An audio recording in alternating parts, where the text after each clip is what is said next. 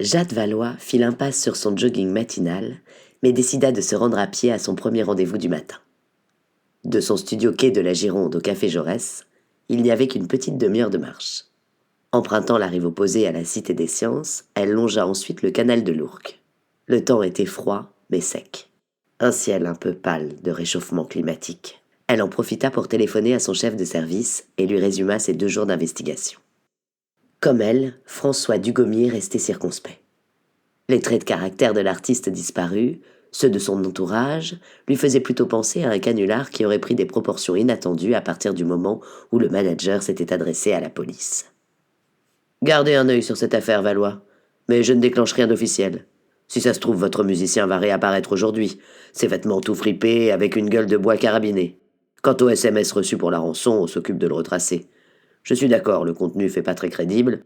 Demandez au manager de votre accordéoniste d'obtenir une preuve de vie. C'est la première chose que fournirait un professionnel digne de ce nom. Enfin, si l'artiste est encore vivant. » Jade arriva la première au rendez-vous et choisit une table pour 2 à peu près tranquille qui lui permettait de guetter la porte. Elle se sentait un peu intimidée à l'idée de rencontrer un vrai compositeur, et vivant de surcroît. Régis Campo fut ponctuel. Elle le reconnut grâce aux photos qu'elle avait consultées sur les réseaux sociaux et lui fit signe de loin. « Ravi de vous rencontrer, madame. Mais qu'est-ce que c'est que cette histoire ?»« À votre place, je m'inquiéterai pas. Je vérifie ce qui se passe par acquis de conscience. Nous espérons bien retrouver Théo Hould rapidement. »« Vous me rassurez. J'ai découvert cette histoire hier soir, juste avant de recevoir votre message. Figurez-vous que son manager a lancé un crowdfunding insensé. »« Un quoi ?»« Un financement participatif. Une sorte de quête, si vous préférez. Certains musiciens font parfois cela pour financer une partie d'un enregistrement, par exemple. Là, c'est pour payer la rançon de Théo. Ce n'est pas très sérieux, quand même. Il pourrait être plus discret. Il manquait plus que ça. Il panique et part complètement en vrille. Avez-vous pris contact avec vos collègues de Marseille ? Théo est originaire de là-bas, comme moi d'ailleurs. Il est peut-être dans sa famille ou avec des amis en train de faire la fête. »« Je vais vérifier, je vous remercie, » répondit Jade alors qu'un serveur leur déposait les boissons. Un grand café au lait pour le compositeur, que la policière trouvait de plus en plus sympathique, et un thé vert pour elle. « Comment avez-vous rencontré Théo pour la première fois ? Il y a combien de temps ? » ?»« Dans le TGV Marseille-Paris, il y a 6 ou 7 ans déjà. Je venais de m'asseoir dans mon compartiment et mon jeune voisin m'a poliment demandé si j'étais Régis Campo. Voilà qui est parfait pour l'ego d'un compositeur classique, ajouta-t-il en riant. Je n'ai même pas eu le temps de répondre. Théo m'a expliqué qu'il était accordéoniste et qu'il était en train de travailler une de mes pièces au conservatoire. Ensuite, nous nous sommes revus régulièrement et je me suis attaché à ce garçon si doué et si dynamique. C'est vraiment un jeune musicien que je veux soutenir et accompagner. J'avais déjà écrit une œuvre pour son premier album en trio. Dans celui-ci, il n'y en a pas moins de 3. Tout à fait. Il y a l'Aterna Magica, la plus ancienne, dont il me fait l'honneur d'utiliser le titre pour devenir celui de son album. Il l'avait travaillé au CNSM. C'est grâce à lui que j'ai pris le temps de réviser cette pièce. A posteriori, je la trouvais trop longue. Maintenant, elle est plus compacte, elle a plus de force. C'est cette nouvelle version que vous trouverez dans l'album. Ah, mais voici ma brioche. Une véritable brioche parisienne. Vous devriez y goûter, lieutenant, elles sont succulentes ici. Non merci, monsieur. J'ai en effet écouté tout l'album.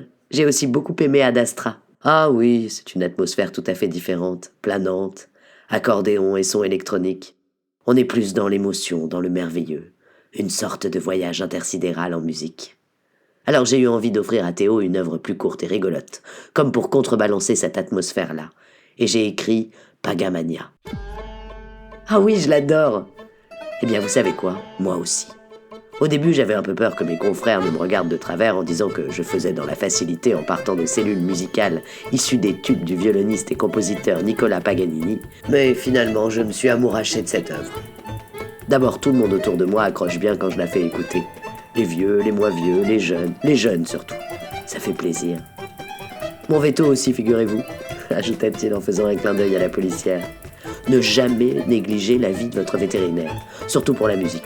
C'est aussi une pièce pour accordéon et électronique comme Ad Astra. Je me suis pris au jeu et j'ai continué à la travailler même après l'enregistrement, pendant la période de mixage. J'ai dû rendre les ingénieurs du son complètement fous. Je leur ai fait ajouter tellement de pistes, mais ils ont été adorables. J'ai commencé par 3 mesures de mandoline à incorporer dans le montage. Du duduk aussi. C'est un instrument avant-caucasien, arménien en particulier, une sorte de hautbois oriental.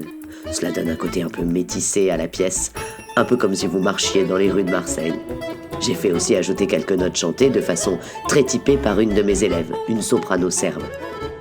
Finalement, j'ai passé plus de temps à travailler cette pièce, qui dure à peine 3 minutes, que sur ma commande suivante, une œuvre symphonique pour un grand orchestre nord-américain. J'ai vraiment hâte que nous entendions Pagamania au Café de la Danse. Moi aussi, s'enthousiasma Jade. Et je vous promets que je vais tout faire pour que Théo Hoult soit sur scène à l'heure et au lieu dit.